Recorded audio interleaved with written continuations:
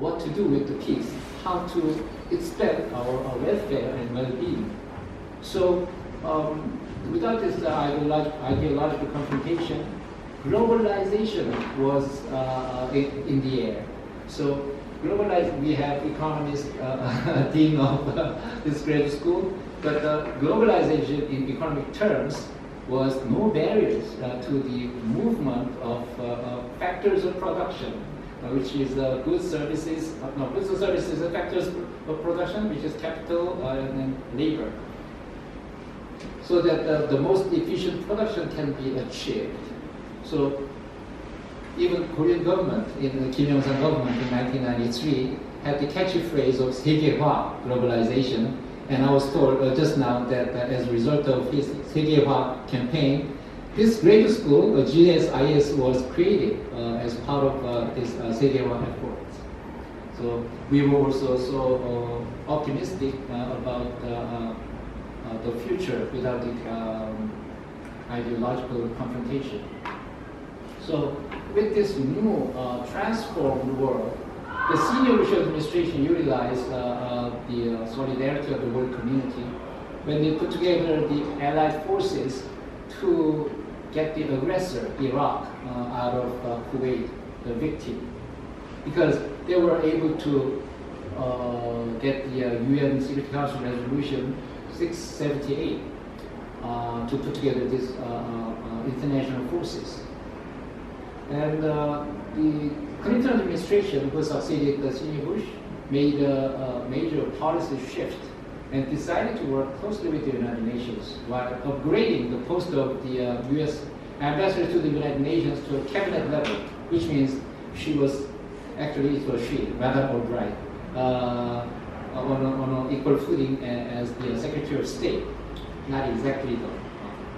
So we still had some regional conflicts because after the ideological confrontation of Cold War was over, the nationalism in each corner of the world was coming back. So we had the regional conflicts still, like the Balkans and Somalia and others. But it was a better situation than before, and people again were with the euphoria. Oh, I should have turned this PowerPoint page, but now let's move on to 21st century. Maybe from 1991 to year 2000, we were trying to adjust to the new peace and new environment for our new orientation or new world order. Now we can see that extended peace and globalization provided a better environment for multilateralism. And the high expectation of the world for the new century was well displayed with the Millennium Summit in September 2000. Indeed, the 21st century was going to be the era of peace and prosperity for the whole world, with the UN as the ready point for such new hope and ambition. The biggest achievement of that summit was the establishment of 8 Millennium Development Goals, or MDGs, to be achieved in the first 15 years of the new century, to give the people of the world the minimum dignity of their life. So there should be no political division about the work of improving the living standard of everyone. This gave another reason for multilateral diplomacy to be effective. For those common issues that affect the whole international community, like MDGs, all member states participated in the discussion for the selection of the goals, and they all continue to work together on monitoring the implementation of those goals. But the following year, 2001, we were all shocked to witness the terrorist attack on September 11th. The horrible attack was a stark reminder that the world was not safe even after the end of the Cold War. But from another point of view, the emergence of non-state actor of terrorism reminded us of the need for international collaboration to detect and suppress such acts of terrorism that poses a threat to all members of the international community the same. So nobody would be able to confront such threat without close network of information exchanging and cooperation. So many meetings and committees were set up by the UN Security Council and General Assembly. And the Security Council, in charge of security issues, has run a triumvirate, meaning three musketeers, three committees on its resolutions: 1267 on Al-Qaeda and Taliban, 1373 on counterterrorism, and 1540 on non-proliferation of WMDs. And they created many new bodies to deal with these threats.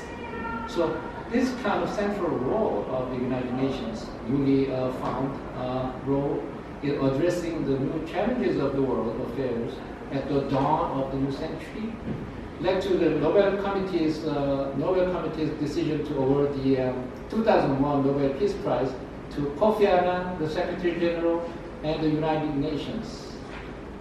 Let's see. So the half the prize was to the leader of the organization, and the other half was to the institution itself. At the time, that institution was represented by the president of the 56th General Assembly, Dr. Han Sung-soo, who was our foreign minister, but he was elected beforehand. Actually, the day he was supposed to take up the presidency was September 11th, but because of the attack, it was delayed by 1 day. But he represented the whole institution, and he received the Nobel Peace Prize on behalf of the United Nations as an institution.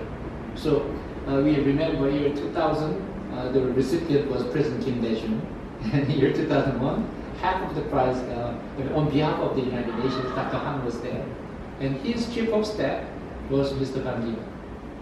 So now let's look at the UN experience with Ban Ki-moon. 대사님 10분 투식하고 그럴까요? 예, 너무 길죠? 죄송합니다. I'm sorry. 아니 근데 저희 있었는데 네. 제가 10분 동안 Family break. 하겠습니다. It's very good for me, actually. 너무 길어서 죄송해요. 아닙니다. 요즘은 역사적으로 스킵을